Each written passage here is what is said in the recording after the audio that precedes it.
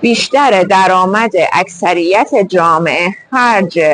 در واقع هزینه های بیسیک زندگی میشه. یه قسمت کوچیکیش میمونه برای آخر هفته هایی که میان فودکورت و یک غذای خیلی ارزون میخورن و دوره هم هستن.